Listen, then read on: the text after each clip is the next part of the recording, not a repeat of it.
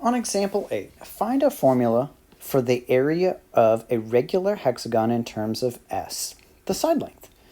Well, wait a minute, don't we have a formula for the area of a hexagon? It's a regular polygon. It should be 1/2 the apothem times the perimeter. Yeah, but this one's asking for s. And so this is kind of a return to some of the first problems that we asked at the very beginning of the year, where you had an area formula, and maybe you had to rewrite it in terms of an unexpected and unusual kind of variable. That's what we're going to do here. So here, all we want is the side length. That's the only variable that we know. Sort of like in the area formula for a square, all you need is the side length, which you can square. So it's going to be something like that. So ordinarily, of course, our formula is supposed to be 1/2 of the apothem times the perimeter. But we want to get rid of the a, we want to get rid of the p, and only have s. All right, well, I think I can take a step in the right direction here, and that is 1/2 of the apothem, and the perimeter is in this case 6, because it's a hexagon, times s. So we're almost there. Right? And then maybe I can go ahead and simplify this just a little bit more and take 1/2 of this 6 here and get 3. And then I have, area is equal to 3a times s. Oh, so close. So in other words, the only piece of information that we need is the apothem length. Okay, so let's use the techniques that we've learned so far. Whenever we draw in our radii here, it does make 60-degree angles. These are all equilateral triangles. With the apothem length, that's a 30-degree angle, which is going to give us a 30, 60, 90 triangle right here. And it says that this whole entire side is s, but that means that this piece here is 1/2 as big as that. 1/2 of s, right? And then for the 30, 60, 90 right triangle, that's the short side. I take that short side and I multiply it times the square root of 3 here to get the length of the longer leg, which for us is the length of the apothem. So a is equal to the square root of 3 over 2 times the side length. Right? And that's the piece of information that I needed to throw in my area formula. I'm just going to plug this a in here. It's like a system of equations. Our area is equal to 3 times my apothem length, square root of 3 over 2, times s, times my other s, this other s that's out here. And now I just, clean things up a little bit. And the way that I usually see this is 3 square root of 3 over 2 times my side length squared. And notice that that's the only piece of information that we need in order to find the area of a regular hexagon, just its side length. And then you square it, and then you multiply it times this weird coefficient, 3 times the square root of 3 divided by 2. Do you have to have that one memorized? Nah. But it's handy to know, and it's especially handy to know whenever we do some more of these problems here, because I think that there are 2 more, and they both involve hexagons for some reason. Okay, anyway, the perimeter of a regular hexagon is 48 centimeters. So we already know the perimeter. What is the area of that hexagon? Okay, let's see. So we've got our perimeter being equal to 48. And then if I were to draw myself a perfect hexagon here, yes, it's very nice. Now, not only do I need the perimeter, but remember, I need 1/2 of the apothem times the perimeter. I need the apothem. In order to figure out the apothem, I'm going to need one of these little side pieces here. And in order to figure that out, I need to find the side length. Not the perimeter, but the side length. Well, the perimeter in this case is 6 times my side length should be equal to 48. If I divide that by 6, I get my side length being just 8. Each side is 8, which means this little piece of my right triangle here, which needs to be colored in, is 4. What kind of right triangle did we make in here? Remember, this is 60 degrees. Cut that in half, I get 30 degrees on the inside of that. That's 30, 60, 90 right triangle. And then if I were to multiply the 4 times the square root of 3, I get the length of my apothem. But you know what? I didn't even need all of that information because I have a nifty formula for it. Area of our hexagon is right up here. Is 3 times the square root of 3 over 2 times my side length squared. So in this case, my side length squared is 8 squared. All right, let's just clean this up just a little bit. I've got 3 square root of 3 over 2 times 64. I can take half of that 64, get 32, and then multiply the 32 times 3. That'd be 96 square root of 3. And this is in centimeters, so make that centimeters squared.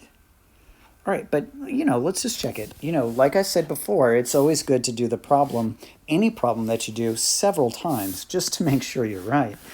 But what if we had used this 1/2 the apothem times the perimeter? Shouldn't we get the same exact answer? Let's take a look, shall we? Area is equal to 1/2 the apothem, which we discovered is right here. 4 times the square root of 3.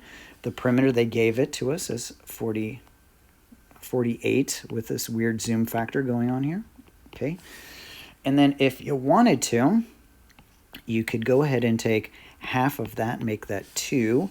And then 2 times 48, that'd be 80 plus 16. That's 96. 96 square root of 3. What is that? That's not a square root of 3. Now it is centimeters squared. Well, look at that. We got the same answer 2 different ways. Must be right. Must be right. Does this say approximation? No. It's just going to leave it like that then. All right. I think that we have one more problem. Just as it. Find the area of the shaded region. And notice that the shaded region is in between a circle and what looks like it is an equilateral triangle. Okay, but I know that it's an equilateral triangle. First of all, these two side lengths are the same because it's the radius, and it shows 60 degrees out here. 60 degrees actually gives the arc measure here.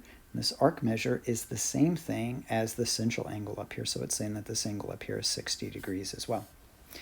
All right, there's numerous ways to go about this particular problem, but what I am going to suggest doing is noticing that this triangle that's right here, it's only part of the problem. I would have had, if I were to put some extra points up in here, sort of like this, and then connect each one of these points, I would have a hexagon.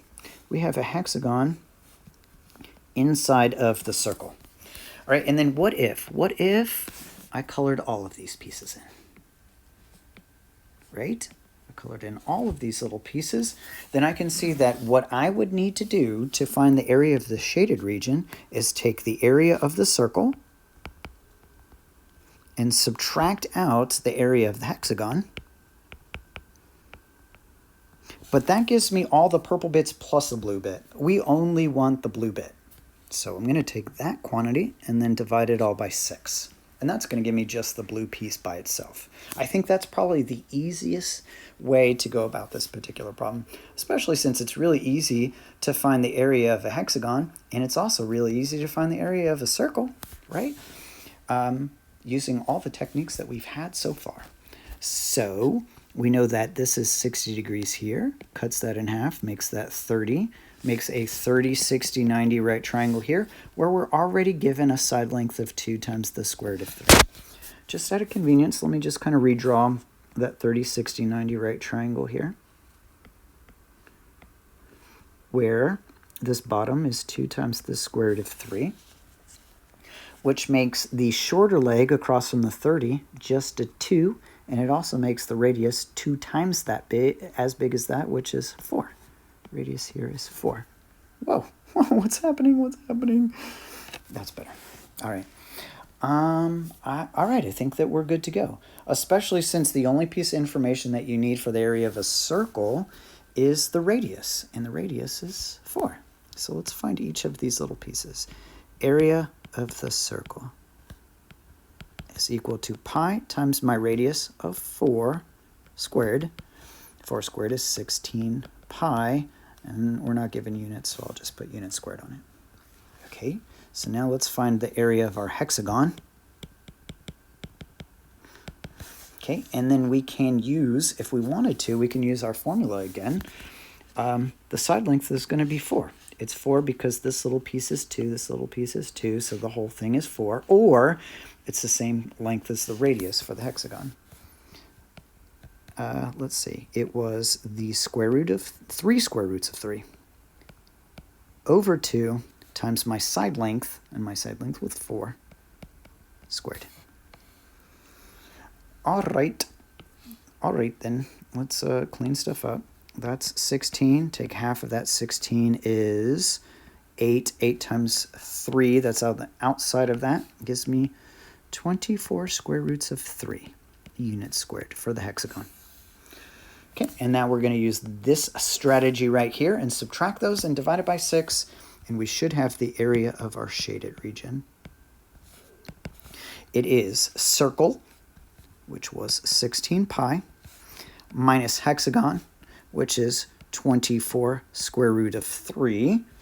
All of that divided by 6. And it's perfectly acceptable to leave your answer sort of like that, right? Or we can divide that 6 into both of these pieces. 16 over 6 as a fraction, I can divide that by 2 and get 8 pi over 3. Okay, and then 6 goes evenly into 24 4 times. And there you have it.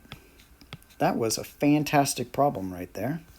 If that gives you fits and troubles, you don't like that kind of number, first of all, I'm going to tell you to get over it. And then second of all, well, we could just plug it into the calculator. 8 pi's divided by 3's. And then we want to subtract out, was it 4 square root of 3? And let's approximate that. Boop. It is 1.449-ish. 1.4-ish, that's what we'll say. 1.4 units squared.